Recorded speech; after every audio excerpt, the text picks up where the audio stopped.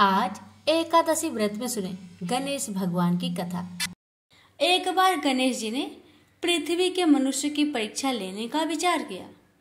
वे अपना रूप बदलकर पृथ्वी पर भ्रमण करने लगे। उन्होंने एक बालक का रूप बना लिया। एक हाथ में एक चम्मच में दूध ले लिया और दूसरे हाथ में एक चुटकी चावल ले लिए और गली गली घूमने लगे। साथ ही साथ आवाज लगाते चल रहे थे, कोई मेरे लिए खीर बना दे, कोई मेरे लिए खीर बना दे। कोई भी उन पर ध्यान नहीं दे रहा था, बल्कि लोग उन पर हंस रहे थे। वे लगातार एक गांव के बाद दूसरे गांव इसी तरह चक्कर लगाते हुए पुकारते रहे, पर कोई खीर बनाने के लिए तैयार नहीं था। सुबह से शाम हो गई, गणेश जी लगातार घूमते रहे। एक बुढ़िया थी, शाम के वक्त अपनी झोपड़ी के बाहर बैठी हुई थी। तभी गणेश जी वहां से पुकारते हुए निकले कि कोई मेरी खीर बना दे, कोई मेरी खीर बना दे। बुढ़िया बहुत कोमल हृदय वाली स्त्री थी। उसने कहा, बेटा मैं तेरी खीर बना देती हूँ। गणेश जी ने कहा, माई अपने घर में से दूध और चावल लेने के लिए बर्तन ले आओ। बुढ़िया एक कटोरी लेकर जब झोपड़ी के बाहर आई तो गणेश जी ने कहा, अपने घर का सबसे बड़ा बर्तन लेकर आओ। बुढ़िया को थोड़ी झुलझुलाहट हुई, पर उसने कहा, चलो बच्चे का मन रख लेती हूँ। और अंदर जाकर वह अपने घर का सबसे बड़ा पतीला लेकर बाहर आई। गणेश जी ने चम्मच से पतीले में दूध उड़ेलना शुरू किया। तब बुढ़िया के आश्चर्य की सीमा न रही। जब उसने देखा दूध से पूरा पतीला भर गया है, एक के बाद एक वह बर्तन झोपड़ी से बाहर लाती गई और उसमें गणेश जी दूध भरते चले गए।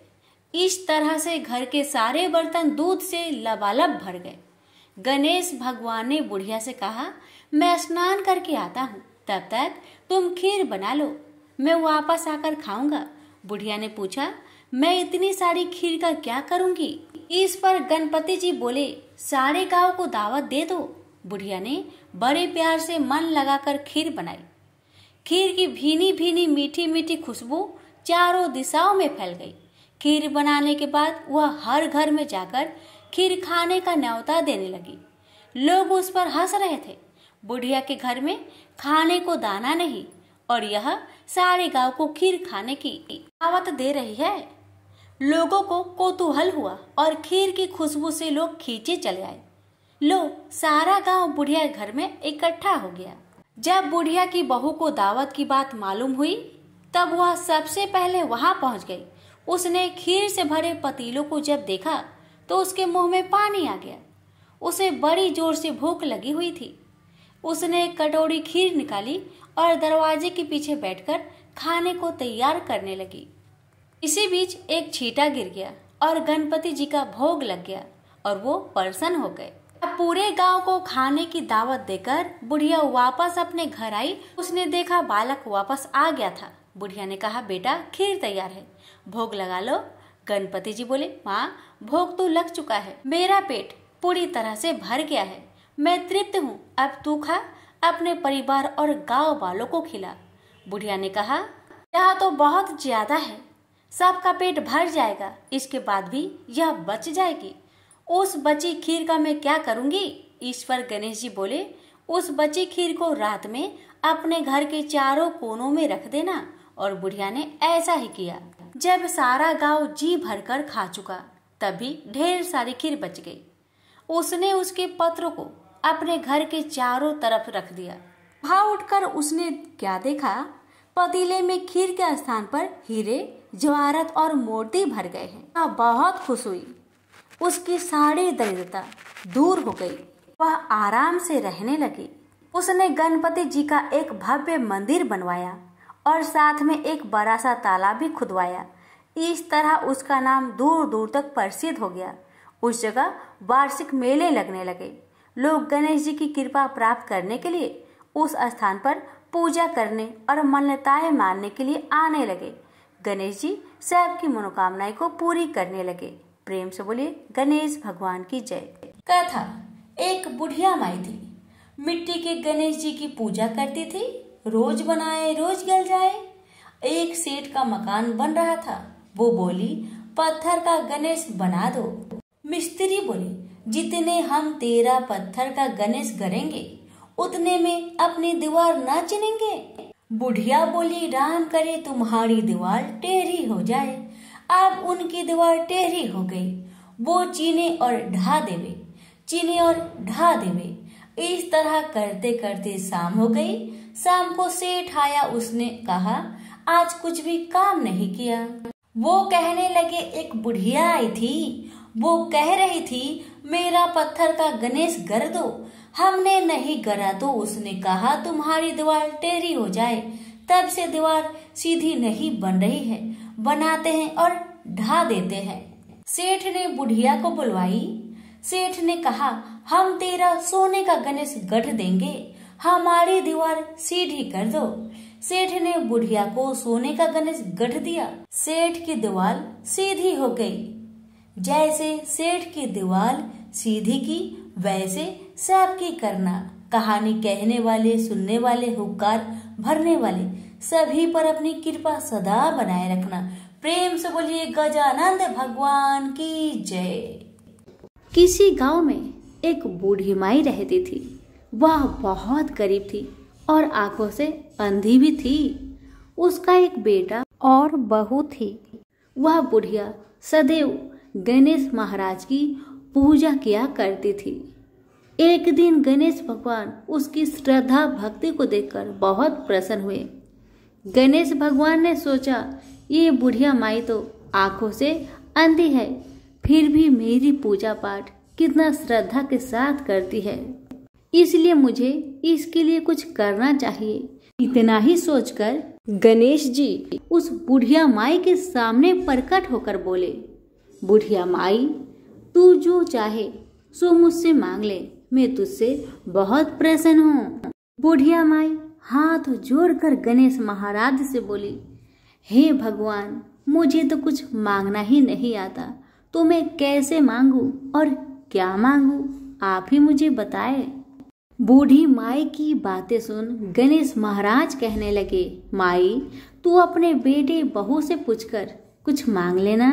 तब बूढ़ी माई ने अपने बेटे से कहा, बेटा, गणेश जी कहते हैं कि तू कुछ मांग ले, तो तुम बताओ बेटा, मैं क्या मांगू।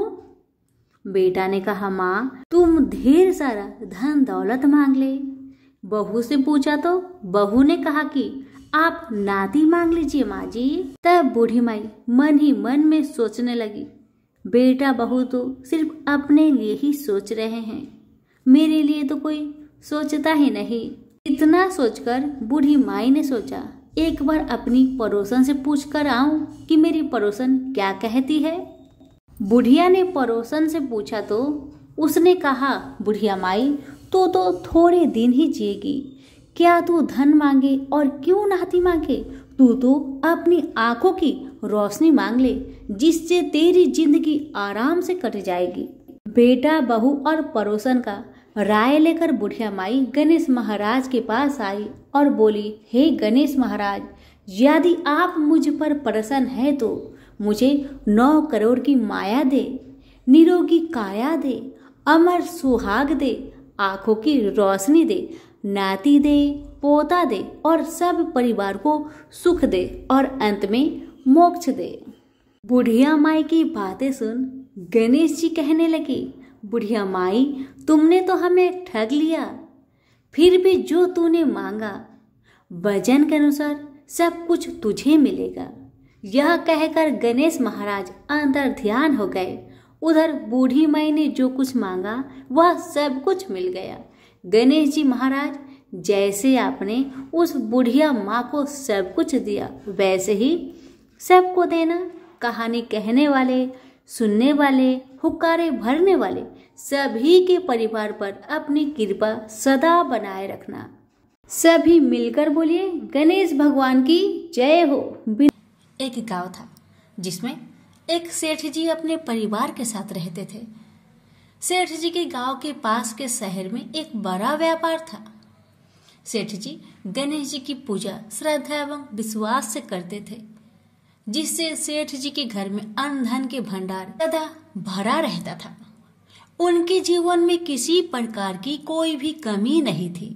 वह नित्य प्रतिदिन नियम अनुसार रोज वो नदी पर नहाने जाते और आकर गणेश जी की पूजा करते थे, उन्हें भोग लगाते थे और फिर स्वयं भोजन करते थे। यह बात सेठानी जी को अच्छी नहीं लगती थी। वो धार्मिक नहीं थी और ईश्वर में इतना विश्वास नहीं रखती थी। एक बार सेठानी जी ने सोचा, यह इतना गणेश जी को मानते हैं, गणेश जी की पूजा करते हैं, इससे होता ही क्या है। आज तो देखती हूँ वो कैसे गणेश जी की पूजा करते हैं। बस सेठानी दिमाग लगाकर अगले दिन जब सेठ जी नदी पर नहाने गए तो सेठानी जी ने गणेश जी की मूर्ति को उठाकर मूर्ति को कपड़े से ढककर बगीचे में जमीन में दबा दिया।